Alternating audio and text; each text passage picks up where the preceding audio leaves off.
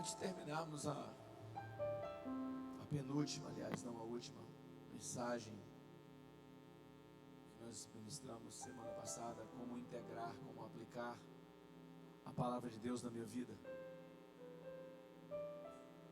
surgiu esse tema no meu coração: qual a minha identidade em Cristo Jesus.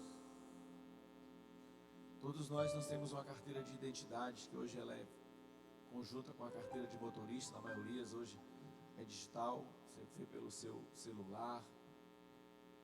Aquilo identifica quem você é. Se você vai viajar para fora do país, você tem um passaporte, lá tem todas as suas características, sua filiação, seus dados, tudo seu está ali. Ele passa no scanner, seja no Brasil, seja o país que você chegar, qualquer país que você for visitar, quando você chega, quando você entrega o seu passaporte, ele coloca no scanner lá, e aquele scanner lança para o computador todas as suas identificações, tudo a seu respeito. Quantas vezes você já entrou naquele país, quantos dias você ficou, tudo está gravado ali. Na hora que ele coloca o seu passaporte ali, ele te mostra tudo quem você é. Essa é a nossa identidade, que nós precisamos para viver, para abrir uma conta, para casar, tudo, para dirigir um carro, para comprar uma casa, para fazer o que for. Nós precisamos dessa identidade, que nos identifica quem é o Nazareno, quem é o Mauro, quem é o João, quem é o Jadson, quem é o Fernando. Mas às vezes vem uma pergunta: qual é a minha identidade em Cristo Jesus? E essa identidade em Cristo Jesus, ela não pode ser expressada pela nossa carteira de motorista, ela não pode ser, muitas vezes não é expressada nem por aquilo que falamos, porque muitas vezes aquilo que nós falamos nós não estamos vivendo. Muitas vezes aquilo que nós estamos falando não reflete o que é o nosso coração verdadeiramente. Muitas vezes o teu coração está de uma maneira e você fala de outro, tentando aparentar algo que você não está vivendo. Quantos entendem o que eu estou falando? Às vezes a pessoa chega para você e pergunta: como é que você está? Está tudo bem? Você fala: está tudo bem. E muitas vezes está tudo mal. Você chega e está tudo bem. Você sabe o que é identidade? Identidade é consciência de quem eu sou, de quem nós somos em Deus. Identidade cristã, a minha identidade em Cristo, é a consciência de quem eu sou em Deus. Se alguém chegar para você e perguntar: quem é você em Deus?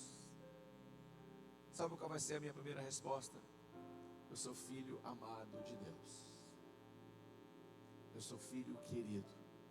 Eu tenho um pai que eu posso chamá-lo de Abba Pai, meu paizinho, meu pai querido. Então, identidade é a consciência de quem nós somos em Deus. E quando nós não temos essa consciência de quem nós somos em Deus, irmãos, nós buscamos tantas e tantas coisas para termos a aprovação das outras pessoas. Muitas vezes fazemos o que não somos para aparentar algo que nós no íntimo nós não somos. E isso é muito importante. Identidade é a consciência de quem nós somos em Deus. Aí vem a pergunta: de onde viemos? Quem eu sou hoje? Para onde eu irei?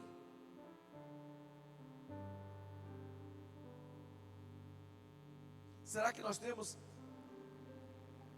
essa consciência de quem eu sou em Cristo Jesus? Qual é a minha identidade? Se tem uma identidade de uma carteira física, qual é a minha identidade celestial, espiritualmente falando? Porque pode acontecer isso aqui, ó. Quando você não sabe quem você é, automaticamente você busca uma aprovação do mundo. Deixa eu dizer algo para você: o seu valor não é medido por quantos amigos você tem nas redes sociais, mas sim por você saber quem você é. Porque quando você sabe quem você é, querido, você não busca a aprovação das outras pessoas, você busca a aprovação de Deus para a sua vida.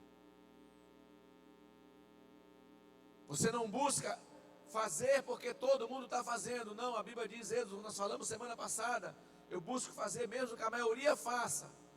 E elas estando erradas, eu não seguirei, eu seguirei ao meu Deus, ao meu Pai. Isso é refletido, irmãos, quando nós sabemos quem nós somos em Cristo Jesus. Quando a identidade do Senhor é formada no meu e no seu coração. Senão nós vamos andar perdidos. Você já viu uma pessoa que ela atira para todo lado, tentando agradar todo mundo, tentando ser aprovada por todo mundo? Por quê? Porque ela não tem uma identidade formada no seu coração. Eu conheço pessoas que já fizeram até coisas ilícitas para buscar a aprovação das outras pessoas, para ele ser aceito pelas outras pessoas. Por isso é muito importante você saber quem você é em Cristo Jesus. E essa identidade, ela só passa a ser formada no meu e no seu coração, quando nós reconhecemos quem nós somos e quem Ele é. Quando reconhecemos que Ele é o Senhor da minha vida, e o Espírito Santo passa a habitar na minha vida, passa a habitar em mim, eu começo a entender, a perceber quem eu sou em Cristo Jesus. As pessoas que têm uma religião, elas não entendem isso. Porque que muitas vezes, por exemplo, você pode estar em meio a amigos seus, ou familiares no aniversário, ou numa festa de casamento, e tem certas coisas que a pessoa fala assim: por que tu não vai fazer isso? Todo mundo faz. Eu não sou todo mundo. Eu tenho Deus. Eu tenho o Espírito Santo de Deus na minha vida. E eu tenho uma identidade formada por Ele em mim. Eu não sou todo mundo. Eu sou especial. Por que, pastor? Você é melhor do que os outros? Não, eu não sou melhor do que os outros. Nem você é melhor do que os outros. Mas você é filho amado, querido, que entregou a sua vida ao Deus. Reconheceu que Jesus é o Senhor da sua vida. E os olhos dele estão sobre você. Para tudo, irmão. Então as pessoas, quando elas não têm essa identidade, elas atiram para todo lado.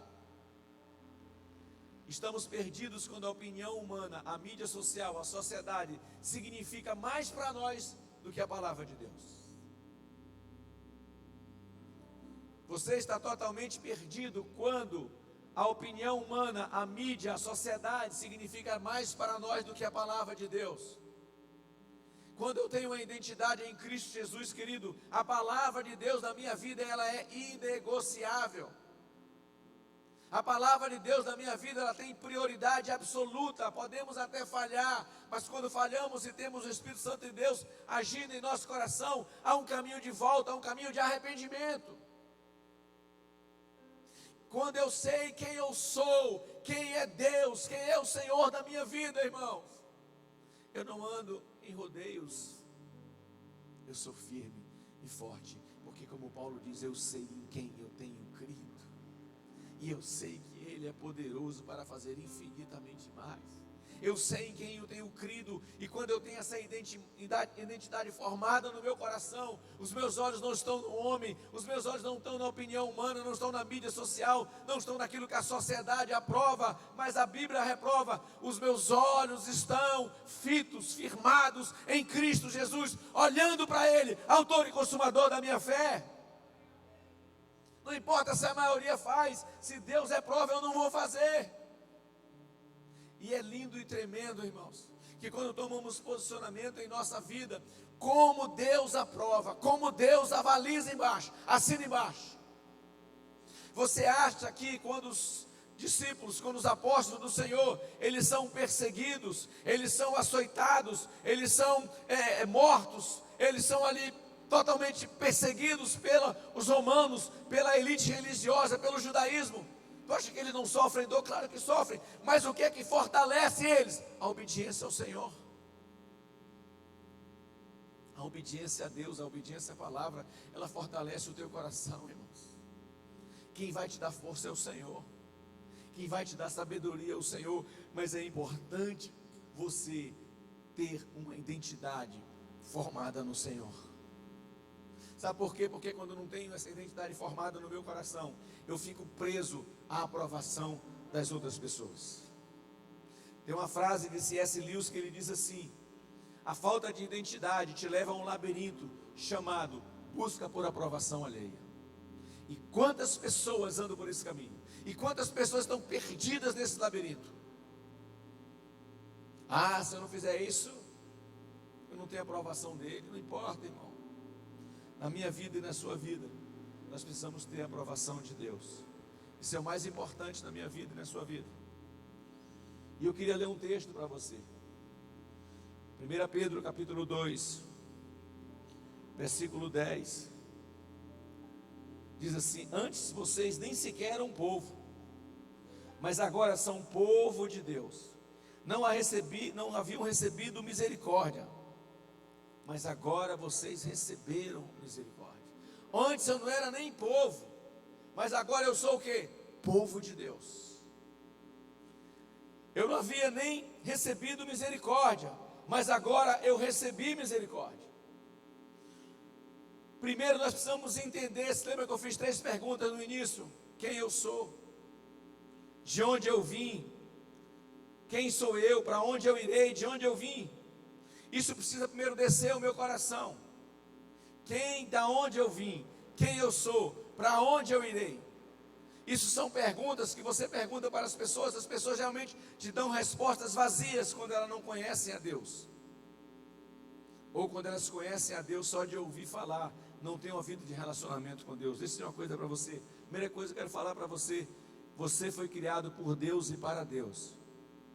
Se você olhar o capítulo 1 e capítulo 2 de Gênesis, no capítulo que é o início da criação, você vai ver que Deus criou todas as coisas. Você vai ver que Deus criou o homem para desfrutar do jardim, que Deus criou o homem para desfrutar da presença de Deus. Você vai ver em Gênesis capítulo 3, versículo 8, que Deus vinha na virada do dia para estar em relacionamento com Adão e com Eva. Ou seja, a primeira coisa, eu fui criado por Deus, mas não somente criado por Deus, mas eu fui criado para Ele. Se você olhar Isaías capítulo 43, versículo 7, fala assim, que o homem foi criado para a glória de Deus.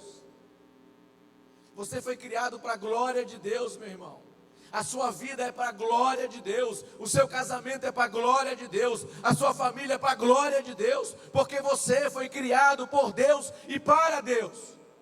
O propósito, querido, da criação, do relacionamento com Deus, ele permanece até o dia de hoje. Por isso que Jesus veio para reconciliar o mundo que estava perdido, o mundo que se distanciou dele através do pecado.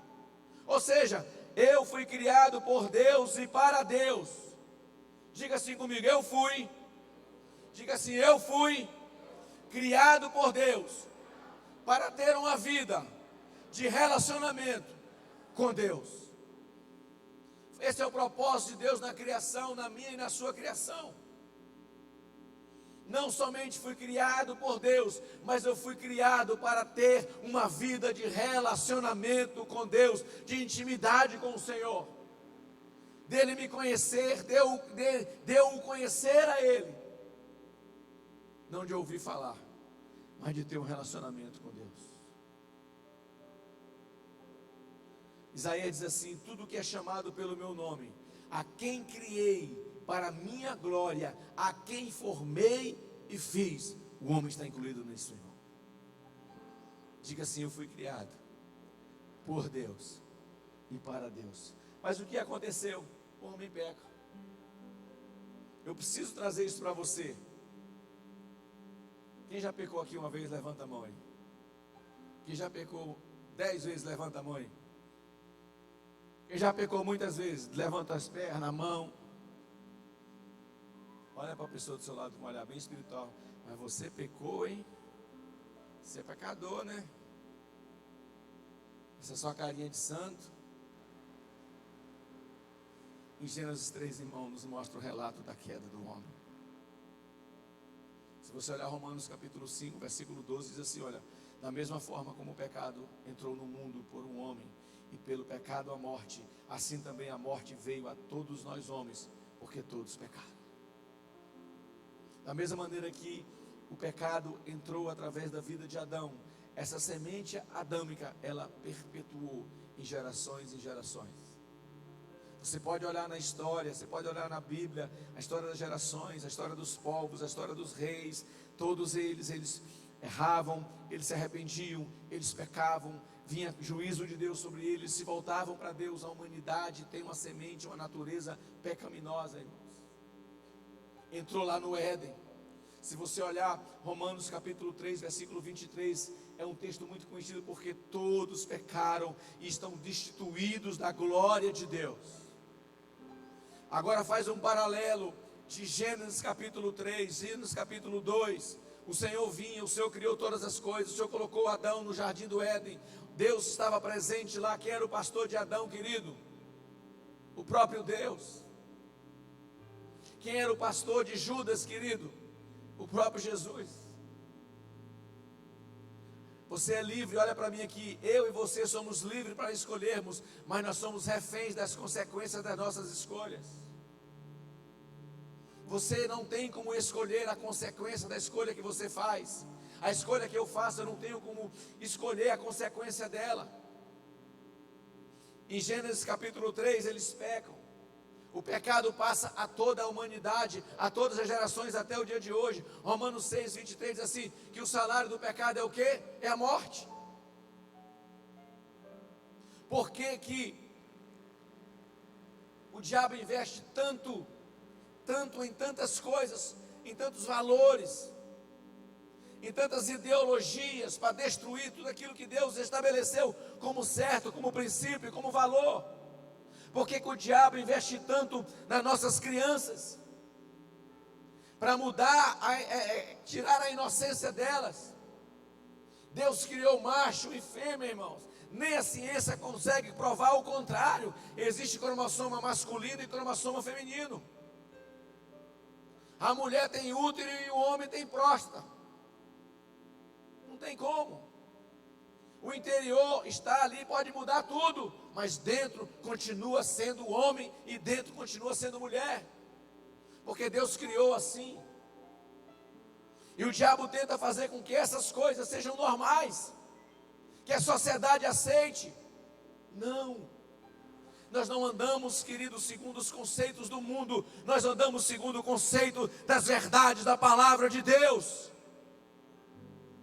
E quando eu abro concessões na minha vida, eu estou negando a palavra de Deus. Eu estou negando aquilo que ela diz que é verdade para a minha vida. Quando eu faço o que é errado, falando o que é certo, eu estou negando a palavra. Quando a palavra me diz, para explicar melhor para você, que é errado, e eu faço porque a maioria faz, eu nego o poder dela na minha vida. Eu nego o valor dela na minha vida. Por isso que o crente, irmãos, às vezes ele é dito como louco, e é louco mesmo, irmão. Tem uma frase do pastor Luiz Hermínio que ele diz assim: irmão, se você não cruzar com o diabo todo dia, porque você está andando junto com ele. Você está andando com ele na mesma direção. Porque ele vem te afrontar, irmãos. E vem tirar você do propósito. Ele vem inverter valores. Lembra da semente que eu falei, acho que foi semana passada? A terceira semente, onde é que ela cai? No meio dos espinhos. As seduções dessa vida, os prazeres, a riqueza, aquilo, a aprovação humana, os likes nas redes sociais, as curtidas, os amigos, entre aspas, nas redes sociais. Muitas pessoas buscam essa aprovação. Quando você não tem uma identidade formada em Cristo, você vai junto com essa galera também. Quando você não tem conhecimento daquilo que é certo e é errado, aquilo que a Bíblia diz, você vai junto também. Vai no mesmo caminho. A semente muitas vezes não morre, mas ela não frutifica para fazer aquilo que Deus quer que faça na sua vida. Diga sim para a pessoa do seu lado: você é um instrumento de Deus. Diga assim: você foi criado por Deus para ser um instrumento de Deus na sua geração. É por isso que Paulo diz: nós não devemos nos amoldar com os padrões deste mundo. O que é nos amoldar é tomar um molde para nós, mas renovai-vos pela renovação da vossa mente, para que nós possamos experimentar qual é a boa, perfeita e agradável vontade de Deus, oferecendo a Ele um culto racional. Aleluia! Eu fui criado por Deus e para Deus. O homem pecou. A semente do pecado de Adão chegou até a mim e a você. Qual era o meu destino? Eu fui criado por Deus e para Deus. No meio do caminho, no meio do percurso, o homem peca. Qual era o meu destino? Era esse aqui, irmão, a morte eterna, a separação total de Deus. Esse era o destino, está lá Romanos capítulo 6, versículo 23. O salário do pecado é a morte. E sabe o que é morte? Significa morte na Bíblia, separação. Separação total, condenação eterna. Por causa de quê? De uma natureza que nós herdamos de Adão. Deixa eu falar uma coisa para você. Quando falamos de morte, o que eu quero falar para você é morte eterna. Ou seja, é consequência do pecado. Você sabe o que é que a Bíblia chama essa morte? Eu queria que você abrisse na sua Bíblia aí. Posta para mim, Vinícius, Apocalipse capítulo 20, versículo 10, por favor. Se você não tiver a Bíblia, olha aqui para o telão. O diabo que as enganava foi lançado no lago de fogo e enxofre, onde já haviam sido lançado a besta e o falso profeta. Eles serão atormentados dia e noite pelo século dos séculos. Se você olhar Mateus capítulo 25, o inferno não foi criado para o homem, mas para o diabo e os seus demônios. Por que que o homem vai para lá? Porque não reconhece que Jesus é o teu Salvador e o Senhor da sua vida. As pessoas que têm morte eterna, as pessoas que são lançadas nesse lago de fogo e enxofre, elas serão atormentadas diariamente, e elas serão conscientes do seu sofrimento. Isso é o salário do pecado da humanidade, a morte. Separação total de Deus.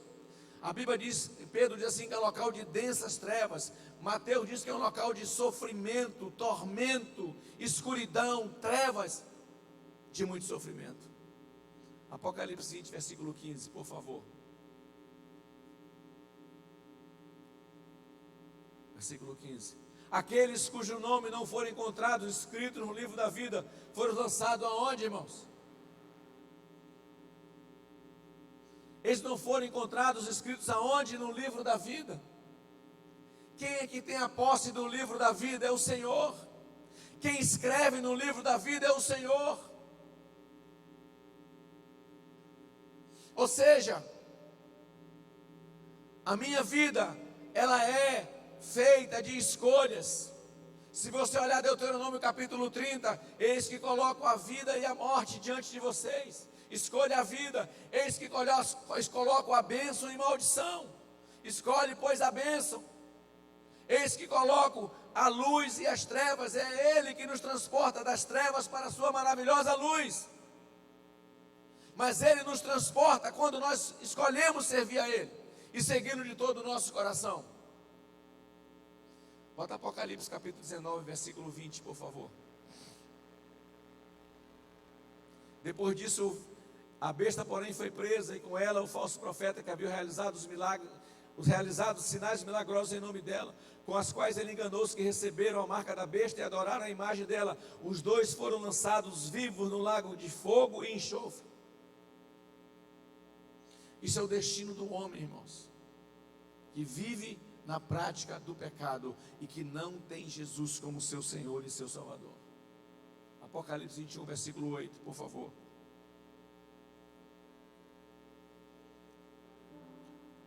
Quanto aos covardes, quanto aos abomináveis, aos descrentes, aos assassinos, aos que cometem imoralidade sexual, aos que praticam a feitiçaria, aos idólatras e a todos os mentirosos, o lugar deles será no lago que arde com fogo e enxofre. Esta é a segunda morte. Ou seja, o salário do pecado é a segunda morte, separação completa de Deus. Total, total, total. Ou seja, quando o homem peca, ele perde o relacionamento com Deus, ele perde a sua comunhão com Deus. Este era o destino da humanidade, irmãos. Esse era o meu e o seu destino, se continuássemos no pecado, se continuássemos na prática do pecado. Bota 1 Coríntios capítulo 6, versículo 9, por favor. Para só um minutinho, Vinícius. Olha para mim aqui, talvez você não entenda a primeira palavra de Apocalipse capítulo 21, versículo 8. Algumas traduções falam, essa que nós lemos fala quanto aos covardes. Algumas traduções falam quanto aos tímidos. E o que significa essa palavra no original da Bíblia? Um tímido não é uma característica do seu caráter, da pessoa ser tímida. Não é isso que a Bíblia está dizendo. O tímido e o covarde que ela está dizendo é aquele que não se posiciona em Cristo Jesus. Você já ouviu um ditado? Fulano está em cima do muro. Irmãos, na vida cristã não existe essa parte de cima do muro. Ou você está dentro, ou em cima do muro é mesmo que está do lado de fora. Você já ouviu um ditado do crente Raimundo? Um pé na igreja e outro aonde? No mundo, irmãos. 21:8 fala dessas pessoas. Não se posicionam. Não buscam conhecer a Deus, não buscam crescer em Deus, não buscam relacionamento em Deus, não buscam intimidade com o Senhor, não buscam o propósito pela qual nós fomos criados, irmãos. Bota por favor, Vinícius, 1 Coríntios 6:9. Vocês não sabem que os injustos não herdarão o reino de Deus? Não se deixem enganar, nem os sexualmente imorais, nem os idólatras, nem os adúlteros, nem os homens que têm relações sexuais com outros homens, eles não herdarão o reino de Deus, irmãos. Está na sua Bíblia. E as pessoas dizendo: ah, Deus é amor. Claro que é amor, você é amado, mas Deus é justiça. Ele te ama tanto que te dá diariamente, minuto por minuto, segundo por segundo, oportunidade de se arrepender e reconhecer que Ele é o Senhor. Deus não tem prazer na morte do ímpio, sim que ele se arrependa, irmãos. Tudo que Deus tinha que fazer, o que fazer, como fazer, propiciar para a salvação da humanidade foi feito. Foi feito. Mas a escolha é sua. Entenda isso, eu preciso passar isso para você. Eu fui criado por Deus e para Deus. O homem peca. Eu fui criado para ter uma vida de relacionamento com Deus. Como consequência do pecado da humanidade, é a morte eterna e separação. Então entenda, isso é o início da criação. Isso se estabelece até o dia de hoje. Aí vem uma grande pergunta: pastor, qual o caminho para o perdão e reconciliação? Se o homem pecou, se o homem se distanciou, se o homem se afastou do propósito original de Deus, se o homem caiu pela natureza pecaminosa, qual o caminho para o perdão e reconciliação? Esse aqui, irmão. Jesus me justifica. Você sabe o que significa justificar? Jesus me declara justo diante dele. Jesus me declara inocente diante do Pai. O sangue de Jesus Cristo que foi derramado na cruz do Calvário me purifica de toda iniquidade, de todo pecado. Sabe como era feito isso na antiga aliança? Os sumos sacerdotes, se você olhar em Hebreus capítulo 7 e ver como era na antiga aliança, eles pegavam animais, eles sacrificavam animais, eles pegavam o sangue daqueles animais e aspergiam. E aquele sangue simbolizava o perdão dos nossos pecados, a expiação dos nossos pecados. É interessante que o sumo sacerdote, ele sacrificava os animais, colocava aquele sangue para expiação, tanto pelos seus pecados, como o pecado da humanidade, como o pecado das pessoas. Se ele morresse, vinha outro sumo sacerdote, ocupava o lugar dele, para colocar expiação pelos seus pecados e pelo pecado das pessoas. Os animais eram mortos, eram sacrificados. Se você olhar Hebreus capítulo 7, eu queria que você abrisse a sua Bíblia. Bota aqui, Vinícius. Hebreus 7, 27. Ao contrário dos outros sumos sacerdotes, está falando de Jesus. Ele não tem necessidade de oferecer sacrifícios dia após dia. Primeiro pelos seus próprios, aliás, falando do sumo sacerdote, primeiro pelos seus próprios pecados e depois pelos pecados do povo. Ele o fez uma vez por toda quando ofereceu a si mesmo. Aqui fala de Jesus. O sumo sacerdote, ele tinha necessidade de oferecer sacrifício dia após dia pelos seus próprios pecados e pelo pecado do povo. Já Jesus o fez de uma vez por toda quando se oferece a si mesmo. Nós precisamos entender, irmãos, que pesava sobre mim e sobre você uma condenação por causa da semente adâmica. Mas olha o que é que diz Romanos capítulo 5, bota aí por favor, e é um texto longo, capítulo 6, até o versículo 20. Olha o que é que Paulo diz quando escreve Romanos capítulo 5, versículo 6, até o 20, nós vamos ler vários versículos. De fato, No devido tempo, quando ainda éramos fracos, Cristo morreu pelos ímpios. Quem eram os ímpios? Eu e você. Continua. Dificilmente haverá alguém que morra por um justo, embora pelo homem bom, talvez alguém tenha coragem de morrer. Mas nisto Deus demonstra o seu amor por nós. Lê de novo esse versículo comigo. Mas nisto Deus demonstra o seu amor por nós. Cristo morreu em nosso lugar, apesar de sermos pecadores. Como agora fomos o quê? Justificados pelo seu sangue. Muito mais ainda por meio dele seremos salvos da ira de Deus. Seremos salvos da condenação de Deus. É isso que Paulo está explicando para nós. Somos justificados, pois se quando éramos inimigos de Deus, somos reconciliados com Ele por meio da morte do seu Filho. Quanto mais agora, tendo sido reconciliados, seremos salvos pela sua vida. Não apenas isso, mas também nos gloriamos em Deus, porque por meio do nosso Senhor Jesus Cristo, mediante o qual agora recebemos o quê? A reconciliação dos nossos pecados. Portanto, da mesma forma que o pecado entrou no mundo por um homem, e pelo pecado entrou a morte, assim também a morte veio a todos os homens e todos pecaram.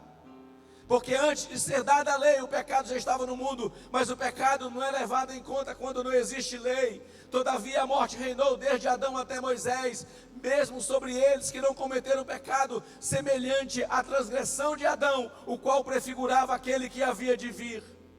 Entretanto, não há comparação entre a dádiva e a transgressão. De fato, muitos morreram por causa da transgressão de um só homem, Adão. Mas a graça de Deus, isto é, a dádiva pela graça de um só, Jesus Cristo, transbordou ainda mais para muitos. Não se pode comparar a dádiva de Deus com a consequência do pecado de um só homem. Por um pecado veio o julgamento que trouxe condenação, mas a dádiva decorreu de muitas transgressões e trouxe justificação para a nossa vida. Se pela transgressão de um só a morte reinou por meio dele, muito mais aqueles que recebem de Deus as riquezas da graça e a dádiva da justiça reinarão em vida por meio de um só homem, Jesus Cristo de Nazaré. Aleluia. Consequentemente, com uma só transgressão resultou em condenação para todos os homens. Assim, por um só ato de justiça veio a justificação que dá vida a todos os homens. Aleluia. Porque como por meio da desobediência de um só homem são muitos que foram feitos pecadores, assim por meio da obediência de um único homem muitos serão feitos justos diante de Deus. A lei foi introduzida para que a transgressão fosse ressaltada. Entretanto, onde foi ressaltado o pecado, transbordou a graça de Deus. Aleluia! Aleluia! E a Bíblia diz, com Paulo quando escreve a Tito, que a graça de Deus foi manifestada a todos os homens. A sua vida e a minha vida, irmão, é pela graça. Pela graça que somos salvos, não é por obras para que ninguém se glorie, mas é por meio da graça de Deus. Coloca 1 Coríntios capítulo 15, Vinícius, por favor, versículo 21. Aleluia. Visto que a morte veio por meio de um homem, também a ressurreição dos mortos veio por meio de um homem. Aleluia. Da mesma forma que em Adão todos morrem, em Cristo todos voltarão a viver. Aleluia. Mas a cada um por sua vez, Cristo, as primícias, quando Ele vier, os que lhe pertencem. Então virá o fim, quando Ele entregar o reino a Deus o Pai, depois de ter destruído todo domínio, toda autoridade e todo o poder. Pois é necessário que Ele reine até que todos seus inimigos estejam debaixo dos seus pés. Era só o 21 e 22. Sabe o que é justificar, irmãos? É provar que você é inocente. Se você olhar 1 Pedro capítulo 1, verso 8, se você olhar 1 Coríntios 7, 23, se você olhar 1 Coríntios capítulo 6, versículo 20, você vai ouvir e ler a mesma coisa. Foi pago um alto preço. Foi pago um alto preço pela sua vida. Diga para a pessoa assim: você foi caro. Você vale muito. Você vale muito para Deus. Ele pagou um alto preço por você. Aleluia. Foi pago um preço muito alto. Você foi comprado por um preço muito alto. E a Bíblia diz que o seu sangue foi derramado uma só vez por todos. Hebreus capítulo 9, versículo 11, versículo 15. Não precisa postar, ele diz isso. Olha para mim aqui, irmãos. Então vamos ler esse texto. Hebreus 9, 11 a 15. Aleluia. Aleluia. Hebreus 9, 11 até o 15. Contudo, quando veio como sumo sacerdote dos benefícios agora presente, ele adentrou o maior e mais perfeito tabernáculo não feito pelo homem. Isto é, não pertence a esta criação. Não por meio de sangue de bodes, não por meio de sangue de novilhos, mas pelo seu próprio sangue, ele entrou no lugar santíssimo de uma vez por todas e obteve a eterna redenção. Ora, se o sangue de bodes e touros, a cinza de uma novilha espalhada sobre o que estavam cerimonialmente impuros, o santificavam, de forma que se tornavam exteriormente puros. Quanto mais o sangue de Cristo, que pelo Espírito Eterno se ofereceu de forma imaculada a Deus, purifica a nossa consciência de atos que conduzem à morte, para que sirvamos ao Deus vivo. Por essa razão, Cristo é o mediador. Ele não é um mediador, irmãos, ele é o mediador de uma nova aliança, para que os que são chamados recebam a promessa da herança eterna, visto que ele morreu como resgate pelas transgressões cometidas sob a primeira aliança. Aleluia. Ele é o mediador de uma nova aliança. Isso é uma coisa para você, querido. Eu não preciso fazer sacrifícios. Eu não preciso pagar nenhum tipo de promessa. Eu não preciso fazer nenhum tipo de obra. Eu não preciso andar numa procissão para ser salvo. Eu não preciso acender velas para iluminar minha alma, porque Cristo já pagou um preço pela minha redenção e pela minha salvação. Todo o sacrifício foi pago lá na cruz, toda a redenção foi paga lá na cruz. O sangue foi derramado de uma só vez e efetua uma eterna redenção para toda a humanidade, irmãos.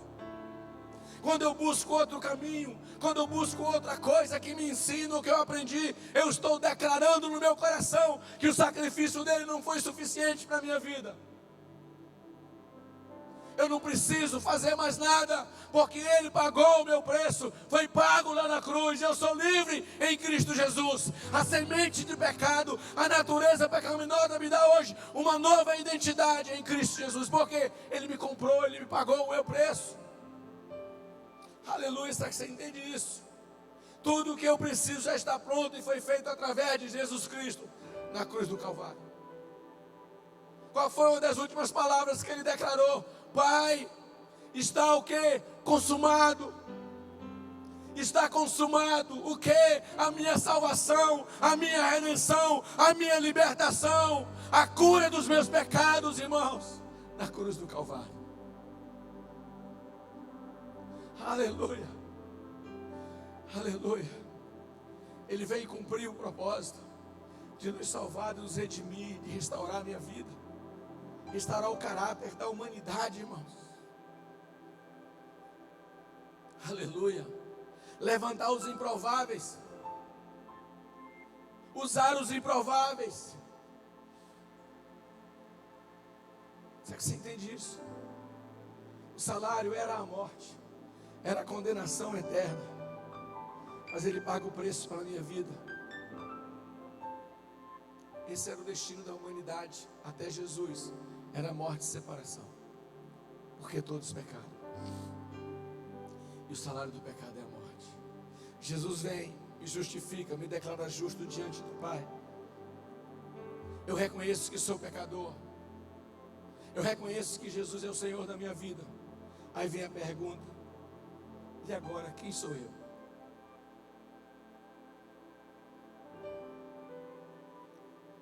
E muitas vezes no coração das pessoas tem essa dúvida. Não sabe a sua verdadeira identidade, não sabe quem é você. O que Deus disse que eu sou. O que Deus disse que eu sou agora. Olha para mim aqui, irmãos. Você não é o que as pessoas dizem que você é. Você é aquilo que Deus diz que você é. Essa tem que ser a realidade de uma vida que tem uma identidade formada em Cristo Jesus. Você não é o que as pessoas dizem que você é. Você é aquilo que Deus diz que você é.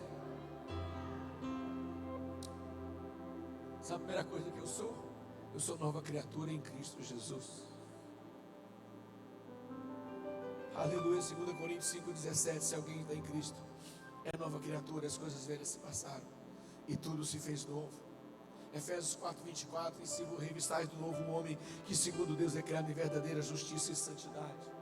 O Senhor diz que o Senhor nos transporta das trevas para o reino da sua maravilhosa luz. A minha identidade hoje já é outra. A minha identidade, quando é colocada diante de Deus, entre eu e o Senhor, está o sangue de Jesus Cristo, que me declara que eu sou justo diante dele. Eu fui purificado, eu fui perdoado pelo sangue do Senhor Jesus. Você não é, querido, aquilo que as pessoas dizem a teu respeito. Você é aquilo que Deus diz que você é.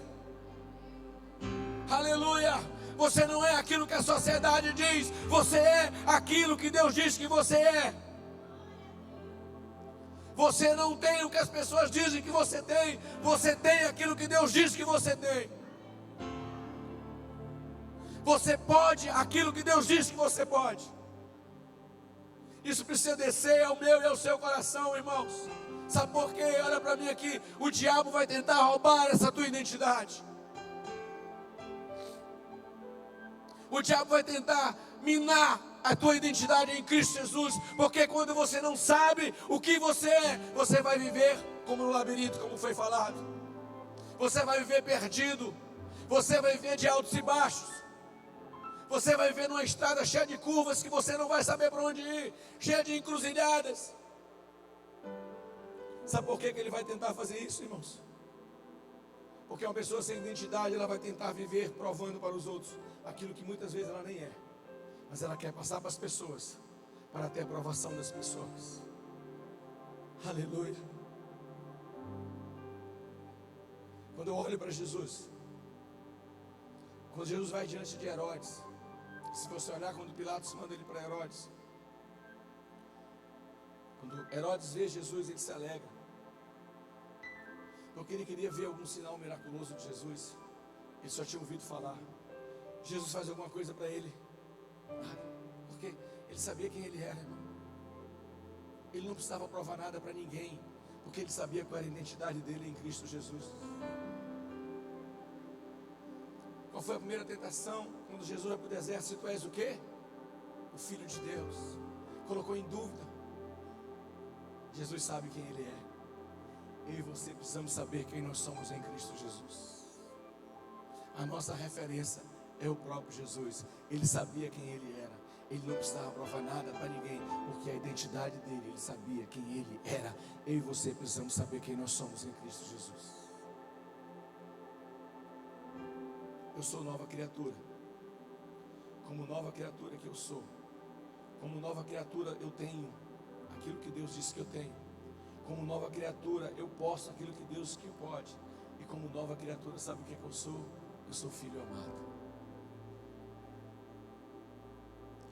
1 João capítulo 3, versículo 1 diz assim: vejam como é grande o amor que o Pai nos concedeu, sermos chamados filhos de Deus. Vejam como é grande o amor que o Pai nos concedeu, sermos chamados filhos de Deus. O que de fato somos, olha o que é que João diz: por isso o mundo não nos conhece, porque não conheceu a Deus. Aleluia. Por isso que para o mundo nós somos loucuras. Por isso que para o mundo, irmãos, eu nunca esqueço, há muitos anos atrás, eu e Juliane fomos ministrar um encontro de casais na nossa igreja, em uma cidade chamada Modesto, na Califórnia. Era um hotel muito chique, muito chique. E à noite tinha uma festa. E nós nos divertimos muito ali. Me lembro que o pastor Fernando botou até eu para dançar na frente de todo mundo lá. Lembra disso, amor? No outro dia, a gerente do hotel, acostumada, pastor Mauro, a receber muitas recepções, era um hotel muito grande, muito chique. Ela chegou para o pastor Fernando e falou assim: eu nunca vi um povo se divertir tanto sem tomar uma gota de álcool. Chamou a atenção de um hotel daquela envergadura, que era grande o hotel. Isso para o mundo é loucura. Porque eu tenho o gozo do Espírito Santo de Deus na minha vida. na minha identidade em Cristo Jesus. Não é alegria somente, o texto lá é o gozo, independe de circunstâncias da minha vida. Aleluia. O mundo não o conhece, porque não conheceu a Ele. A alegria verdadeira no meu coração vem do Senhor para a minha vida. Aleluia. O pessoal que torce pelo Paysandu fica mais alegre, né? O remista fica menos, porque perde mais. Brincadeira, irmão. Sabe, querido? E essa alegria, ela vem do teu relacionamento com Deus. Esse gozo, ela vem do teu relacionamento com Deus. Eu sei quem eu sou. Eu sou filho amado. Eu sou filho querido. Meu nome está escrito no livro da vida e do Cordeiro. A Bíblia diz que o meu nome está gravado nas palmas das mãos do Senhor. O teu nome está gravado nas palmas da mão do Senhor. Você levanta a tua voz e Ele conhece que é você. É meu filho que está clamando, é minha filha que está chorando, é minha filha que está orando. Aleluia. Veja como é grande o amor que o Pai nos concedeu, sermos chamados filhos de Deus. E de fato nós somos filhos de Deus, porque João mesmo diz que a todos quanto receberam, Deus deu o poder de serem chamados o quê? Filhos de Deus. Romanos capítulo 8, por favor, Vinícius, versículo 14 ao versículo 16. Romanos 8. Eu sou filho amado, porque todos que são conduzidos pelo Espírito de Deus são o quê?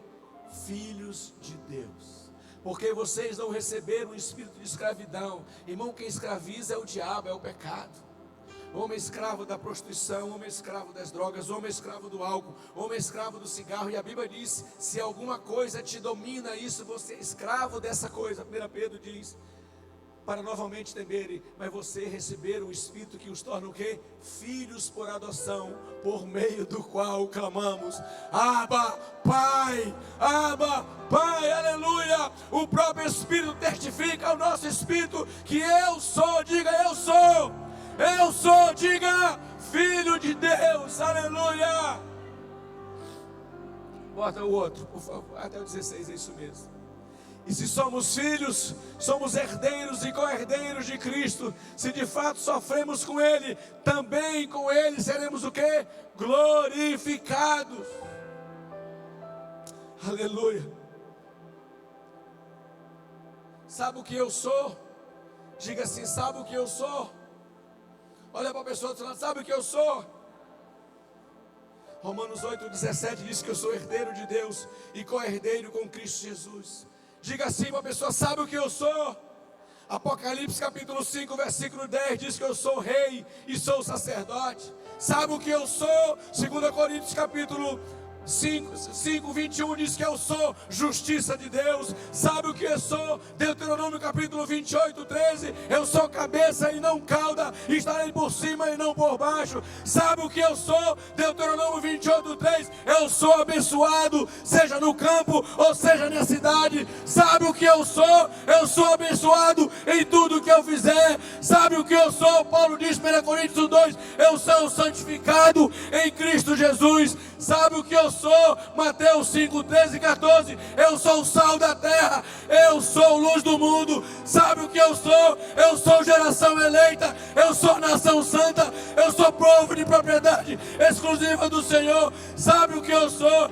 Efésios 2,19. Eu sou membro da família de Deus. Eu sou concidadão dos céus. Sabe o que eu sou? Efésios 2,22. Eu sou morada de Deus. Sabe o que eu sou? Efésios 4, 31, 12. Eu sou selado pelo Espírito de Deus. Aleluia. Sabe o que eu sou? O salmista diz que eu sou forte, porque o poder dele se aperfeiçoa na minha fraqueza. Sabe o que eu sou? Romanos 1,7. Eu sou amado por Deus. Sabe o que eu sou? Romanos 8 diz, eu sou livre de toda condenação. Sabe o que eu sou? Gálatas 3,13.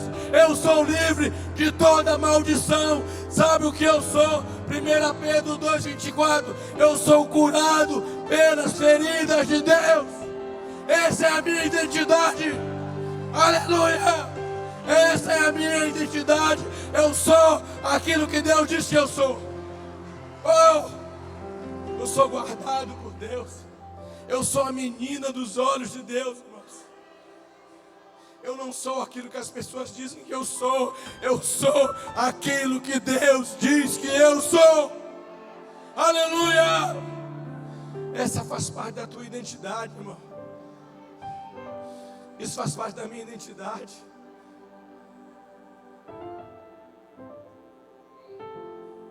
E o diabo tenta minar isso na sua vida.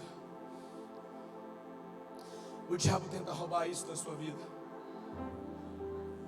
Eu sou. Deixa eu dizer outra coisa para você. Pastor, e o que eu tenho em Cristo Jesus? Isso é o que eu sou. Mas o que Ele disse que eu tenho? Segundo Lucas 10:19, eu tenho autoridade dada por Ele para pisar serpentes e escorpiões, e toda a força do maligno não fará dano a alguém. Sabe o que eu tenho? Romanos 8:1, eu tenho perdão dos meus pecados. Sabe o que eu tenho? Salmo 91, eu tenho a proteção de Deus, e praga nenhuma chegará à minha tenda, praga nenhuma chegará à minha casa. Sabe o que eu tenho? Eu tenho os anjos do Senhor ao meu serviço. Sabe o que eu tenho? Eu tenho a proteção de Deus. Segundo Isaías 54:17, nenhuma arma forjada contra mim prosperará. Sabe o que eu tenho? Eu tenho a mão de Deus estendida sobre a minha vida. Sabe o que eu tenho? Eu tenho o consolo do Espírito Santo de Deus. Sabe o que eu tenho? Eu tenho a direção do Espírito Santo. Sabe o que eu tenho? Eu tenho a revelação do Espírito Santo. Sabe o que eu tenho? Eu tenho a alegria do Espírito Santo. Sabe o que eu tenho? Eu tenho o gozo do Espírito Santo. Sabe o que eu tenho? Atos 1:8, eu tenho o poder do Espírito Santo de Deus. Aleluia. Segundo Marcos 16, eu tenho o poder dado por Ele para expulsar demônios e colocar as mãos sobre os enfermos e eles serem curados. Sabe o que eu tenho em 1 Pedro 3:18? Eu tenho os olhos do Senhor sobre a minha vida, atento aos ouvidos à minha oração. Sabe o que eu tenho? Segundo João 10:10, eu tenho vida abundante em Cristo Jesus. Sabe o que eu tenho? Romanos 5:8, eu tenho o amor dele derramado no meu coração. Sabe o que eu tenho? 1 João 5:3, eu tenho a vida eterna. Sabe o que eu tenho? Salmo 28:8, eu tenho a força do Senhor. Sabe o que eu tenho? Eu tenho a presença do Senhor todos os dias da minha vida. Mateus 28:20, eu estarei convosco todos os dias. Eu tenho a mão do Senhor estendida sobre a minha vida. Eu tenho as promessas de Deus sobre a minha vida, sobre a minha casa, sobre a minha família, sobre as minhas gerações. Elas serão benditas, maldição não chegará à vida deles. Filho meu não vai se desviar, neto meu não vai se desviar, porque eu tenho a bênção do Senhor sobre a minha vida e sobre as minhas gerações. Benditas serão as famílias em nome do Senhor. Aleluia. Aleluia. Eu tenho tudo o que Deus disse que eu tenho, irmãos. Eu sou aquilo que Deus disse que eu sou. Essa tem que ser a minha identidade. Eu posso amar as pessoas. Sabe por quê? Porque o amor dele está derramado em meu coração. Segundo Paulo escreve aos Colossenses, irmãos, ele diz que eu posso perdoar as pessoas, eu posso suportar as pessoas, eu posso ter um coração grato a Deus, eu posso vencer o mundo, irmãos, através da minha fé. Esta é a vitória que vence o mundo. 1 João 5:4, a minha fé. João 15:7, eu posso pedir ao Pai, se eu estiver ligado a Ele, e Ele concederá a minha oração. Segundo Tiago capítulo 1:12 diz assim: eu posso vencer a provação. Diga assim: eu posso vencer as provações que se levantam contra a minha vida. 1 Coríntios 10:13, eu posso vencer a tentação. Filipenses 4:13, um texto muito conhecido: eu posso todas as coisas em Cristo, porque Ele me fortalece. Eu posso enfrentar qualquer dificuldade da minha vida. Eu posso enfrentar qualquer circunstância na minha vida. Seja dias difíceis, trabalhosos, seja um dia de escassez. Eu posso, porque Ele me fortalece. Porque Ele é a minha força. Porque Ele é a minha força. E o poder dele se aperfeiçoa na minha fraqueza. Eu sou o que Deus disse que eu sou. Eu tenho o que Deus disse que eu tenho. Eu posso aquilo que Deus disse que eu posso. Essa é a minha identidade em Cristo Jesus. Vou dizer algo para você. A realidade na sua vida, irmãos, não é aquilo que você vê. A realidade na sua vida não é aquilo que você ouve. A realidade na sua vida não é a palavra de maldição que você ouviu sobre a sua vida. A realidade na sua vida, querido, não é o que você ouviu quando alguém disse para você que você não vai dar em nada. A realidade da sua vida não é, talvez, se você ouviu de alguém que você nunca esperava. Você não serve para nada. Você é uma tristeza para mim, não. Essa não é a realidade da sua vida. A realidade da sua vida não é aquela palavra que talvez você ouviu, você não vai ser ninguém na vida. Tu não vai servir nem para puxar carroça. A realidade da sua vida não é aquilo que foi lançado de maldição para a sua vida. A realidade do seu casamento não é aquilo que foi falado, isso não vai dar certo. Isso é improvável. A realidade da sua vida não é nenhuma palavra de morte sobre você. A realidade da sua vida é aquilo que Deus diz que você é ter aquilo que Deus diz que você tem, é poder aquilo que Deus diz que você pode. Essa é a realidade da minha vida. Essa é a nossa identidade em Cristo Jesus, irmãos. Aleluia! Essa é a minha realidade. Eu sou o que a Bíblia diz que eu sou. Eu tenho o que ela disse que eu tenho. Eu posso o que ela disse que eu posso. Sabe por que muitas pessoas erram? Sabe por que muitas pessoas caminham e não vão a lugar nenhum? Porque não se alimentam dessa palavra. Ela é o alimento para a sua alma. Ela é a fonte para a sua vida. Ela é o alimento para a sua fé. Ela é a instrução para restaurar a sua vida. E por último, eu quero dizer algo para você. Sabe por que muitas pessoas ainda não conseguem viver uma vida plena em Deus? Quando eu falo uma vida plena em Deus, eu não estou falando de não ter dificuldade. Esse não é o verdadeiro cristianismo. Não foi isso que Jesus pregou. Não. Quando eu falo ter uma vida plena, é usufruir daquilo que Deus disse que você pode usufruir. É viver aquilo que Deus diz que você pode viver. Muitos conflitos familiares, escute por favor.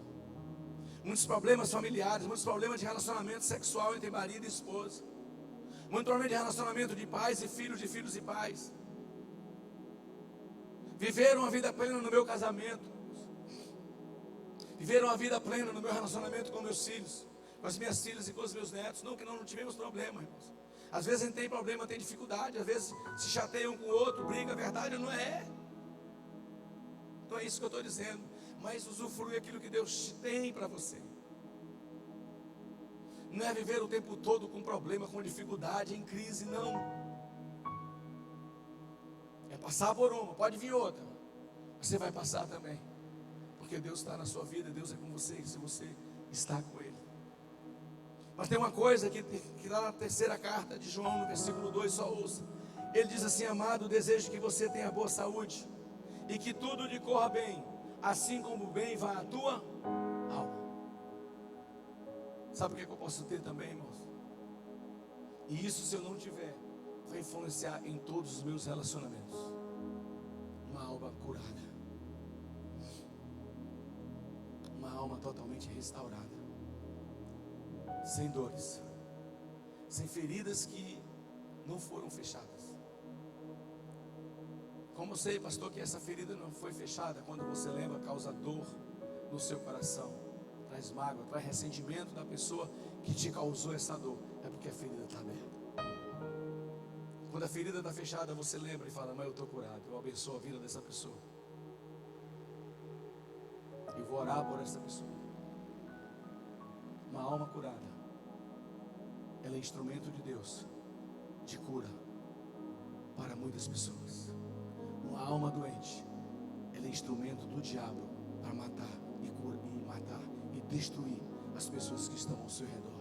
Porque as pessoas que estão perto de você são as pessoas que mais vão ser feridas por você. Talvez você sofreu injustiça na sua vida, não sei. Talvez alguém lançou uma palavra maldita que você não esperava.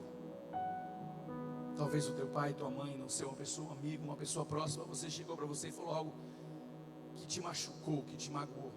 Ou alguém tocou em você quando você era criança, tocou em você de forma inadequada. Abuso não é só de toque, abuso visual, abuso da audição. Isso você tem guardado no teu coração até hoje, e a tua alma é doente, a tua alma é ferida, porque você sabe que lá no fundo tem uma ferida que não foi cicatrizada. Você nunca vai mudar o passado, mas você compromete o teu futuro se não tiver um passado curado pelo Senhor na sua vida. Sabe o que eu posso ter? Todos esses meus traumas, as minhas feridas emocionais curadas em Cristo Jesus. Ele me cura, Ele restaura. Talvez você foi abandonado, eu não sei. Talvez você não teve uma figura paterna. Talvez você se revolta com alguma coisa que fizeram na sua casa, na sua família, e você não consegue perdoar essa pessoa. A tua alma está ferida. Você não vai conseguir viver aquilo que Deus tem para a sua vida se você não estiver totalmente sarado e curado. Deus quer usar a sua igreja, irmãos, como um instrumento de cura para as nações. Mas para que eu seja instrumento, eu preciso ter meu coração curado. Para que eu dê a receita que funcione na vida da outra pessoa, primeiro ela tem que funcionar na minha vida.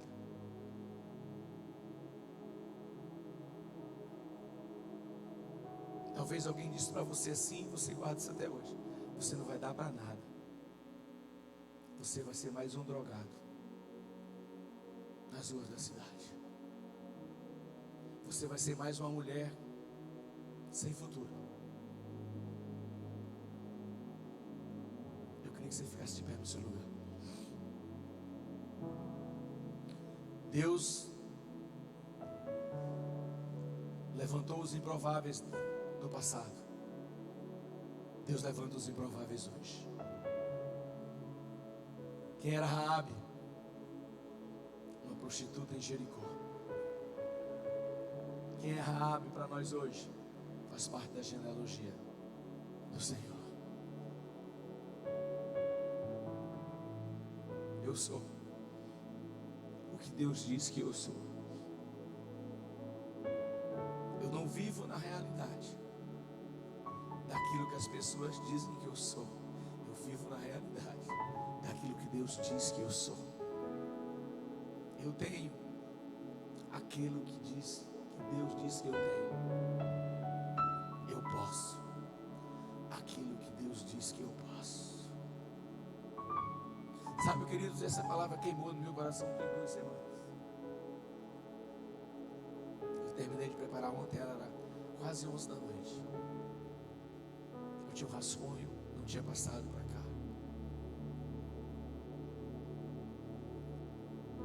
Eu sabia que em julho sempre dá menos pessoas, mas essa palavra foi para a minha vida e para a sua vida hoje. Você que está aqui, nem as pessoas que iam vir pela internet não vêm, porque hoje a internet não funciona. Esse culto foi para mim e para você. Deus separou a minha vida e a sua vida hoje aqui para dizer para você: eu quero curar o teu coração. Eu quero mudar estigmas que você carrega sobre a sua vida. Eu quero mudar paradigmas na sua vida. Eu queria que você fechasse os olhos no seu lugar. Aleluia. Espírito Santo, aquilo que o Senhor colocou no meu coração para falar, eu falei. Eu não posso tocar e penetrar no coração de ninguém que está aqui. Ninguém. Porque isso é obra exclusiva do Senhor. Traz, Espírito Santo, agora a memória em corações aqui daquilo que ainda dói no coração de teus filhos e filhas que ainda não foram plenamente curados e libertos de palavra, de trauma, de injustiça, Não importa se ele pode ter toda a razão, mas tu quer fazer algo lindo na vida de cada um deles que carregam sobre a sua vida. Eu quero orar por você, querido. Eu quero orar por você que entendeu essa mensagem que Deus preparou para você. Você recebeu ela como um presente de Deus para a sua vida, porque é um presente de Deus para a minha vida. Tudo que eu falei aqui, tudo é um presente de Deus. E você sabe que tem muitas palavras que você recebeu, ou muitos exemplos que você viu, isso machucou o teu coração. E essa ferida hoje não está fechada até hoje. Eu quero orar por você. E se você é essa pessoa, enquanto o grupo de louvor adora ao Senhor, sai desse lugar, vem à frente, eu quero orar por você.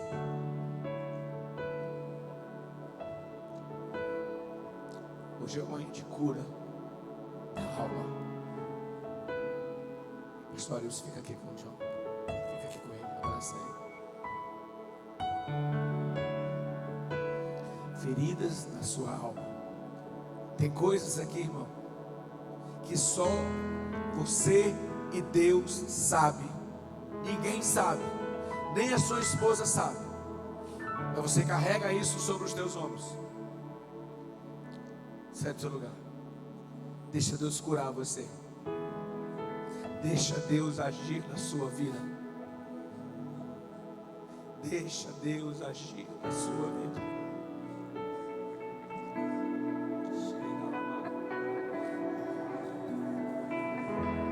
Deixa Deus agir na sua vida. Deixa Deus agir na sua vida.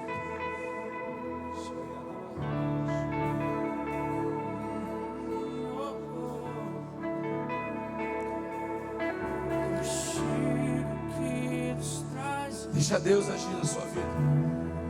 Deixa o Espírito de Deus fazer aquilo que Ele quer fazer na sua vida nesta manhã. Deus preparou esta manhã para mim e para você. Tem um banquete de Deus para a sua vida e para a minha vida nesta manhã. Oh, Senhor.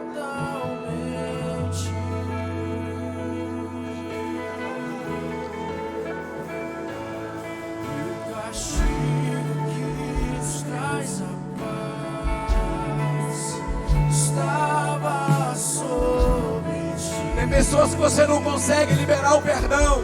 Escute isso. Pessoa muito próxima a você.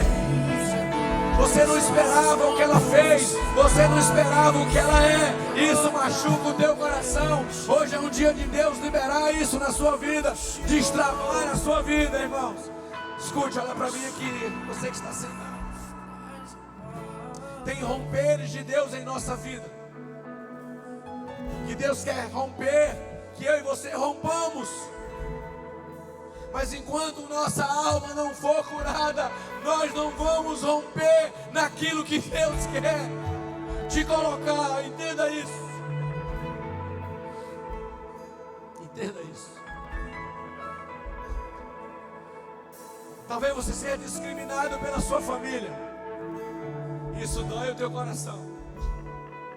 Você não consegue olhar para aquelas pessoas da tua casa, da tua família, com os olhos tranquilos, porque você sabe que eles te criticam, você sabe que eles falam de você.